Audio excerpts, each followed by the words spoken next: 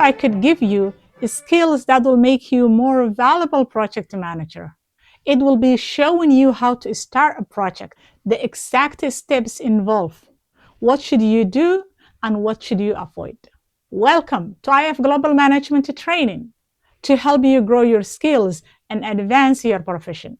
Whether you are preparing for your PMP exam or leading your next big project, you are in the right place. If you're new here, I'm Farhia Igal, a project management trainer, consultant, and coach.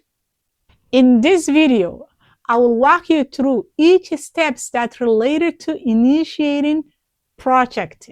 I will explain who owns what, why it's needed, and your role as a project manager. Make sure not to memorize every responsibility here. Instead, focus on understanding your role during the initiation. By the end of this video, you will have a clear understanding of several key components, such as needs assessment, the business case, the benefit management plan, the project charter, and identifying stakeholders. All right, let's start by explaining what initiation means. The initiation phase is the first process group in the project management. This is where ideas becomes a project. This stage is the stage where you as a project manager work closely with the project sponsor, subject matter expert, and the key stakeholders. Let's start with the step that happens before the initiating phase. Needs assessment. The needs assessment is a formal evaluation that the organization uses to define a problem or opportunity that the project is meant to address.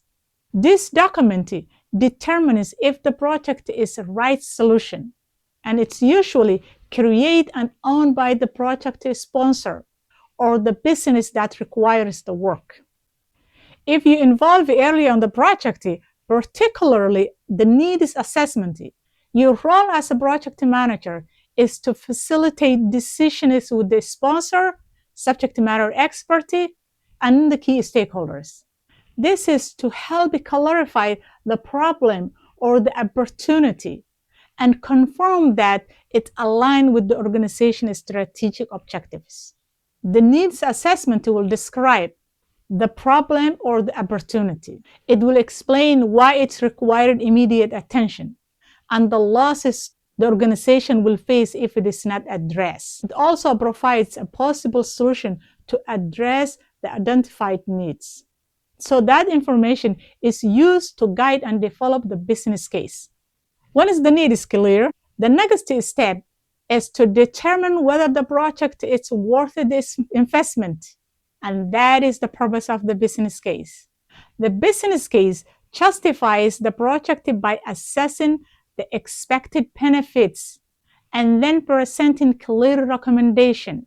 Some of the items to include the business case are a summary that explains the business need, a statement of the problem or opportunity, the current situation and the reasons the action is required, and the possible solution and clear recommendations.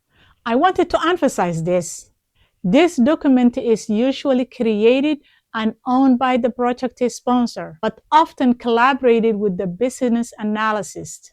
The most cases, the business case is created before the project manager is formally assigned. However, if you join the project earlier, your input might be involved evaluating the solution options. You might also be asked to validate feasibility or risk-related inputs. Remember, the business case ownership remains with the sponsor, not the project manager. Now, let's talk about the benefit management plan. The benefit management plan is generally created outside or shortly after the business case. The benefit management plan is a part of the organization's document used to decide whether the project to proceed or not. And it's usually created before the project manager is assigned.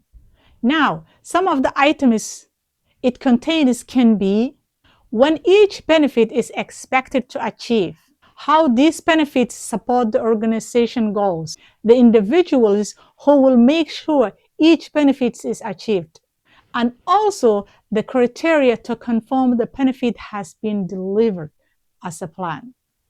Usually, the benefit management plan is owned by the sponsor or upper management, but the project manager understands and integrates it into the project plan, so the project produces the expected benefits. After the business document is complete, it's time to create the project charter. The project charter is a document that starts the project existence and authorizes project manager to use organizational resources.